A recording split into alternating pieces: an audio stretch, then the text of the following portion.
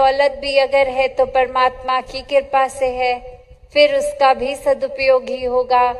परमात्मा ने अगर परिवार दिया है तो वो जिम्मेवारी भी परिवार के प्रति एक निभाते चलते हैं कि कैसे हम परिवार का भी पालन पोषण करें, कामकाज भी करें, समाज पे बोझ ना बने। एक भक्त हमेशा भक्ति घर परिवार समाज में रह के ही करे। एक कर्तव्यों को, अपनी रिस्पॉन्सिबिलिटीज को परे करके अकेले उस रूप में ना चले जाएं। तो ये एक जो रिश्ते हैं, ये भी अगर जीवन लिया है तो है संसार में दोस्तों के, परिवार के, एक समाज के, तो उनको भी त्यागना नहीं है।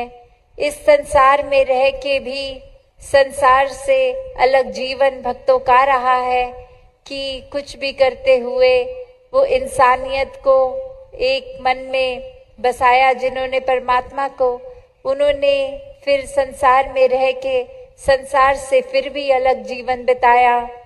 एक मोह माया मटीरियलिस्टिक दुनिया को मन पे इतना हावी नहीं होने दिया कि एक परमात्मा को ही भूल गए। संसार में ही रहते हुए, संसार के हर पल में फिर भी परमात्मा को भक्तों ने हमेशा एक प्रायोरिटी बनाकर ही देखा।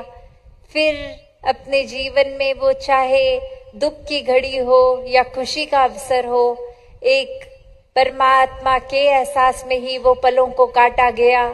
और यही भक्तों ने माना कि हम अगर कुछ भी पल में हैं तो ये परमात्मा का ही दिया पल है। वो अवस्था, वो सिचुएशन, वो एक जो भी जीवन का वो हम जी रहे हैं हिस्सा, तो परमात्मा की दी चीज सब पूर्ण है। एक हमारे मुताबिक अगर दुख है भी तो भी एक हमारी सोच छोटी है जो किसी चीज को समझ रही है कि ये दुख का कारण बन रहा है। पर परमात्मा ने तो एक सुख ही बख्शा है, क्योंकि हमसे ज्यादा तो इस निराकार दातार को ही पता है कि किसमें हमारी बेहतरी है, क्या ही अच्छा है। तो एक भक्त का जीवन तो इस तरह ही सहज रूप में होता है, जैसे एक नदी बह रही हो और कोई एक पत्ता उसमें गिरता है तो बहुत ही आराम से वो लहर होने के बावजूद भी थोड़ा उछाल अगर है भी पत्थरों से, जहाँ एक छलकती है वो पानी की धारा, तो भी वो बहुत ही आराम से एक बह जाता है उस भाव के साथ ही पानी के। और वहीं अगर एक भारी पत्थर को नदी में डालेंगे तो वो बहेगा नहीं, वो वहीं नीचे को गिर जाता है, एक अपनी जगह पे आ जाता है, वो पानी के साथ फिर बहता नहीं चला जाता। उसी प्रकार अगर हम एक भार बना लेते हैं, एक इल्यूजन्स का, भ्रम भुलेखों का, तो वो वजन कहाँ पानी के ऊपर तैरेगा।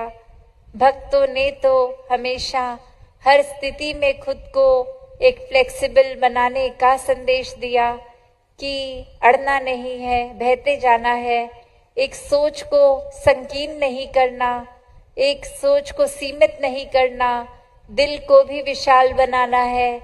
इस तरह से हर स्थिति में एक क्या अच्छाई है वो ढूंढकर उस अच्छाई को पकड़ना है। वरना तो एक पल भी अगर हम दृष्टि डालें कि बुराई छांटेंगे तो कुछ भी पूरे दिन में हमें अच्छा नहीं दिखेगा। कोई इंसान मिलेगा तो उसकी कमियों पे नजर जाएगी। अपने ही जीवन में देखेंगे, कहीं बैठेंगे तो लगेगा यहाँ बहुत गंदगी है, अपने घर में देखेंगे तो लगेगा बहुत छोटा है। उस तरह कुछ भी अच्छी चीज नहीं दिखेगी। और वही संत अगर देखेगा कि अगर हम कहीं बैठे हैं, गंदगी है, तो वो गंदगी को साफ करने का खुद ही एक कि बिना किसी के बोले वो करने लग जाते हैं कि चलो गंदगी है तो साफ भी की जा सकती है। फिर उस जगह एक अच्छी जगह, साफ जगह भी बैठा जा सकता है। अपने घर परिवार में बैठ के फिर ये शुक्राना निकलता है कि परिवार के सदस्य तो जीवन में हैं, जिनका एक देखभाल की जा सकती है, जिनकी सेवा की जा सकती है। और वहीं वो अपने घर मकान पे भी नजर जाए तो ऐसी ही जाती है कि शुक्र है परमात्मा, सर पे छत तो दी। एक चाहे झोपड़ी रूप का मकान है या बड़ा महल है, तो भी एक उसके अंदर रहने तो गुजरान मात्र ही है। जीवन तो हर एक का जो आए हैं खत्म होना ही है। किस तरह जीवन को जीना है, ये भक्तों ने अपने जीवन को खुद जी के दिखाया। एक उस तरह ही कि सिर्फ बोल ना रह जाएं, कर्मों में अपने जीवन में वो डालकर भक्तों ने जैसा जीवन जिया, वही आज सत्संग रूप, सेवा रूप, एक सिमरन रूप कि ये दातार इस निराकार से मन और जुड़े, मन में अहंकार ना हो, समर्पित हो के पूरे एक मानवता के प्रति योगदान रहे। पूरे संसार की बिना भेदभाव ये सेवा की जाए और अपनी मन का नाता इस परमात्मा से और गहरा हो। तो हर कोई इसी रूप में अपनी भक्ति करते जाए, इस सच्चाई से जुड़ के, इस निराकार को ब्रह्म ज्ञान के द्वारा जान के ये जीते जी ही अपनी आत्मा का कल्याण कर ले। सात संगत जी, धन निरंकार जी।